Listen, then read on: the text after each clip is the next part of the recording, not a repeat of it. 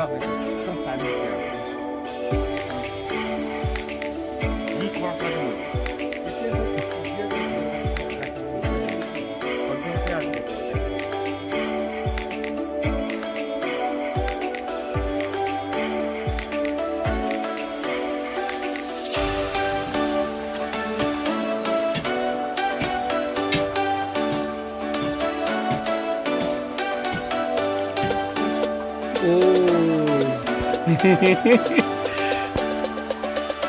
first মানুহক কেনেকৈ মৰম কৰি বুজি পায়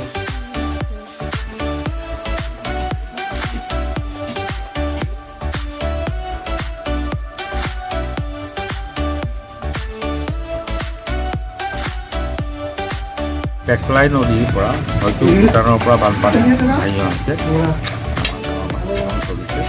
বয়স খুব বেছি এক মাহো হোৱা নাই খুব কম বয়সীয়া গতিকে আমি লগে লগে ডক্টৰক কণ্টেক্ট কৰিছোঁ ডক্টৰ আহিছে আমি ইতিমধ্যে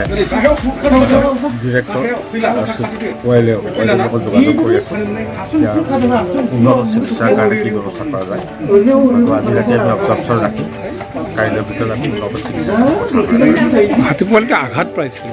আঘাত মানে পানী উঠি অহাটো শিল চিল বা কাঠৰ মূৰ খোৱাত আঘাত পাইছিল অলপ ডিঙিয়াৰো কম খোৱাৰ সম্ভাৱনা পানী খাইছে বহুত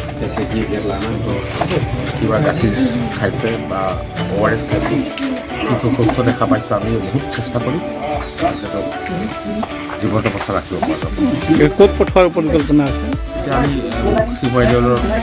লগত আলোচনা কৰি তেখেতৰ নিৰ্দেশত আমি পঠাব